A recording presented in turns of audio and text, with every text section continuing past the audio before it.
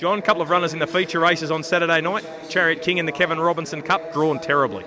Yeah, he hasn't had much luck at all with barriers over the last 18 months or so it's no shock. Mind you, 10 is a bit worse than usual. He hasn't raced since the Trua, December the 8th. He's had 2 trials, but they were a fortnight apart, and that isn't ideal.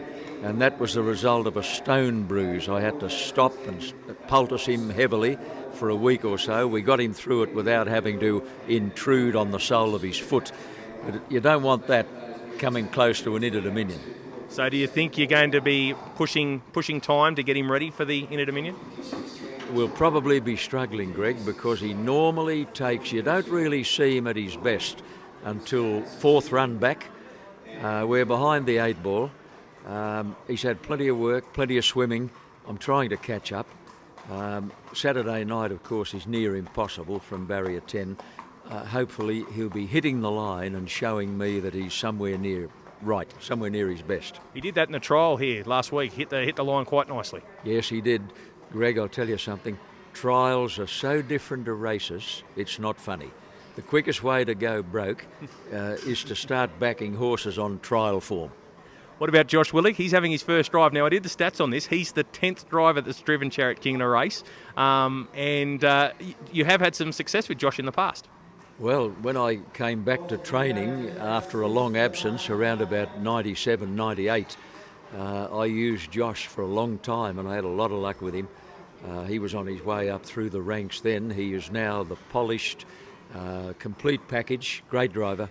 And just lately, Jim Douglas has been unavailable on several occasions, and it's great to reunite with a young man who is one of, I think, certainly in the top 6 in Sydney, and pretty well up the rankings nationally. What about Spitfire Rose? She goes round in the Ranji Bill. She's drawn gate 2, and she probably comes into 1 with the scratchings. Greg, I had this filly as a 2-year-old when she was huge, overgrown, and not a 2-year-old at all. Connection centre to Rowan Hadley in Tasmania, and Rowan has done a fabulous job with her. She's won quite a number of races and 60 or 70,000 in prize money down there. She's now a C9 M1, so she's run out of races. They decided to bring her back and see if she likes the Menangle track.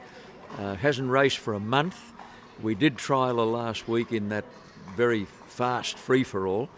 So it was hard to get a line on that. I really don't know where I'm at, and Saturday night's going to tell us a lot more. But she's a big, tough old thing, and she'll keep trucking. Does she have gate speed? Where will she be from the inside? Only average gate speed, and she's easy to pick in the run, Greg. She wobbles all over the place. She skims the pegs on the turns and bores out in the straights.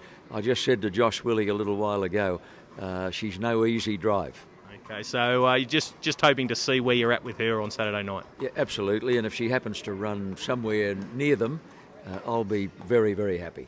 All right, well, good luck with your 2 runners on Saturday night. Thanks, Greg.